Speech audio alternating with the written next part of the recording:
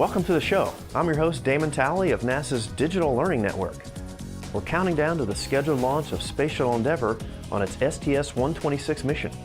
And I'm here at NASA's Kennedy Space Center in Florida to take you behind the scenes.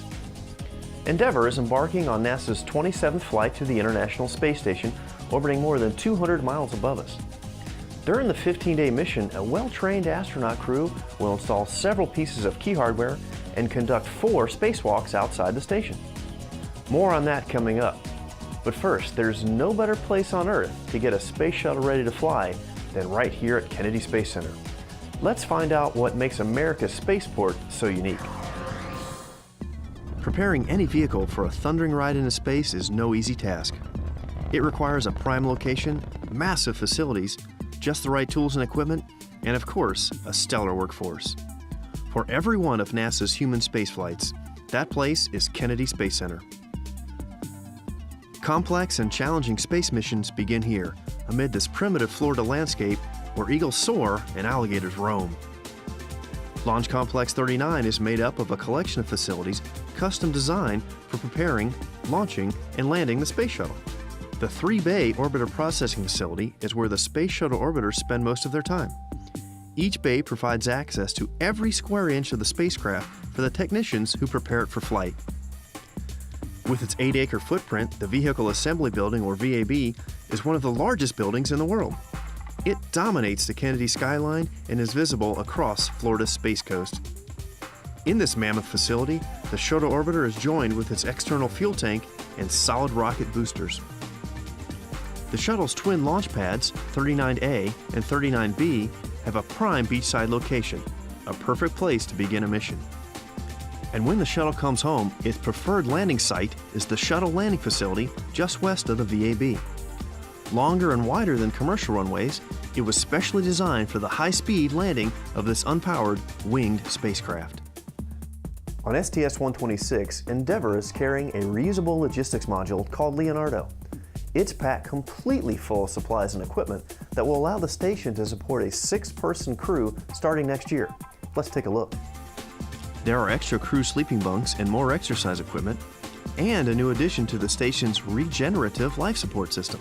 The water reclamation system will recycle wastewater. It will work with the oxygen generation system to generate drinking water and breathable air for the station's residents. In addition to the slate of work planned inside the station, there will also be a lot of work outside. The mission will include 4 spacewalks to make repairs and upgrades to the station's 2 solar alpha rotary joints. These joints are essential because they allow the station's massive power-generating solar panels to track the sun. It's an ambitious mission with a full timeline, but the 7-member flight crew is up to the task. Commander Chris Ferguson is making his second spaceflight. Pilot Eric Bowe and mission specialists Steve Bowen and Shane Kimbrough are the flight's first-time flyers. The lead spacewalker, mission specialist Heidi Marie Stefanition Piper, flew with Ferguson on her first spaceflight, STS-115. Mission specialist Don Pettit is returning to the station. He served as NASA's Space Station Science Officer on Expedition 6. And mission specialist Sandy Magnus will relieve station flight engineer Greg Shamatoff, becoming part of Expedition 18. When a shuttle returns from space, a lot of work goes into refurbishing and repairing it before it's ready to fly again. Space Shuttle Endeavour's most recent mission was STS-123 back in March. I recently visited Kennedy's Orbiter Processing Facility to find out how a highly skilled team of shuttle technicians spent the past few months preparing Endeavour for STS-126.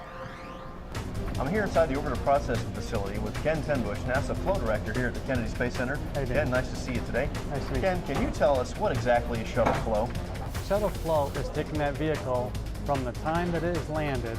It's rolled over here to the Orbiter Processing Facility, and all the processing here, along with the external tank processing that's happening at the same time over in the Vehicle Assembly Building, and then the solid rocket booster processing that's going on as well, the stacking and getting that all ready and checked out, and then bringing all of those components together in one overall integrated shuttle vehicle.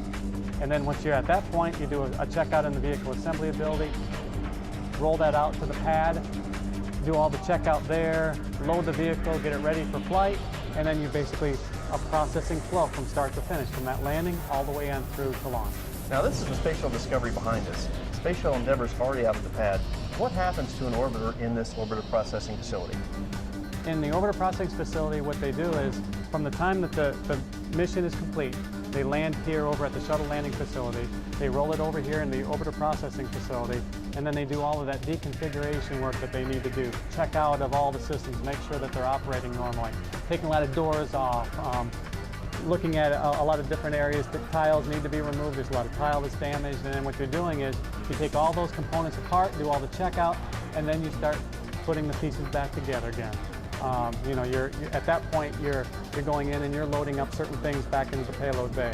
You're putting things back into the forward compartment. Aft compartment, you may have had to change out an auxiliary power unit or something along those lines. But then what you're doing is, once you're complete with all that work and you got all the engines in, the engines have to be installed, you're doing all the closeouts back of each of those particular areas, do a structural leak check when you're all finished, a weight CG, make sure that's all set up properly, and then you're ready to bring the orbiter transporter in, mate that to the orbiter transporter, ready to roll over then to the vehicle assembly building. All right, so we roll over to the vehicle assembly building where we have some other components of the space shuttle that need to be connected, correct? Correct, exactly. The orbiter comes over.